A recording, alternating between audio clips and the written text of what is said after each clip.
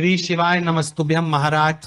आप सभी लोग जानते हैं कि शारदीय नवरात्रि में इस पर बहुत बड़ा महासंयोग बना है और इस बार यह नवरात्रि पूरे 10 दिनों की है। तो इस बार शारदीय नवरात्रि की अष्टमी और नवमी तिथि कब रहेगी, हमको अपने व्रत का पारण कब करना है, कन्या पूजन कब करना है और कन्या पूजन कैसे करना है, सारी अद्भुत जानकारी आपको इस वीडियो में मिलेगी।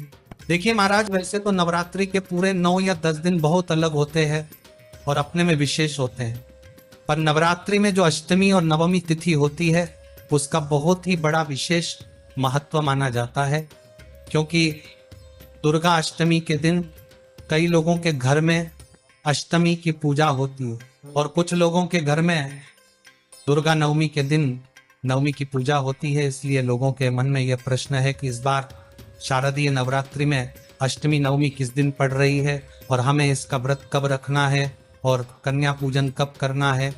देखिए महाराज, इस बार नवरात्रि में दुर्गा अष्टमी की तिथि 29 सितंबर को शाम 4:31 से शुरू होगी और तिथि का समापन 30 सितंबर को शाम 6:06 पर होगा। उदया तिथि के अनुसार दुर्गा अष्टमी इस बार 30 सितंबर 2025 के दिन मानी जाएगी और इसी दिन अष्टमी की पूजा होगी और कन्या पूजन भी आप लोग करेंगे। और एक देखिए महाराज, ज्यादातर लोग दुर्गा अष्टमी या महाअष्टमी के दिन ही कन्या पूजन करते हैं, तो अगर आप लोग भी इसी दिन कन्या पूजन करने वाले हैं तो कन्या पूजन का शुभ मुहूर्त वैसे तो सुबह से ही शुरू हो जाता है और दोपहर के लगभग 12 या 1 बजे तक चलता है। तो इस बीच में आप कन्या भोजन और पूजन करवा सकते हैं। और अगर आप अष्टमी के व्रत में कन्या पूजन कर कर अपने व्रत को खोलते हैं तो वह सारे कार्य भी आप कर सकते हैं।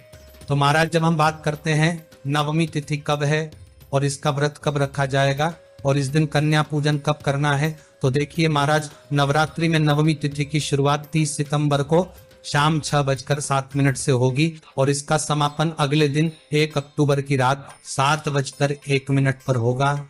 उदया तिथि के अनुसार नवमी तिथि 1 अक्टूबर 2025 के दिन ही मानी जाएगी और इसी दिन आप सुबह से लेकर दोपहर के 12 या 1 बजे के बीच में कन्या भोजन करवा सकते हैं। और महाराज, कन्या भोजन करवाने के लिए आप अष्टमी को या नवमी को जब भी कन्या पूजन करें तो आप इस दिन सुबह जल्दी उठ जाए, स्नान कर ले और भगवानों को स्नान कर दे और पूजन कर ले और कन्याओं को भोजन कराने के लिए तैयारी शुरू कर दे।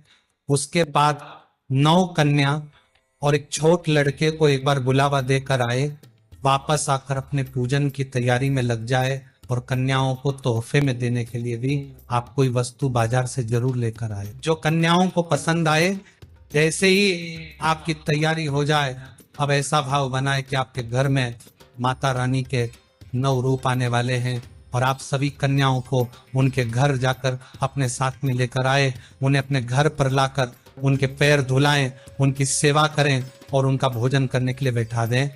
उन्हें आराम से भोजन करने दें।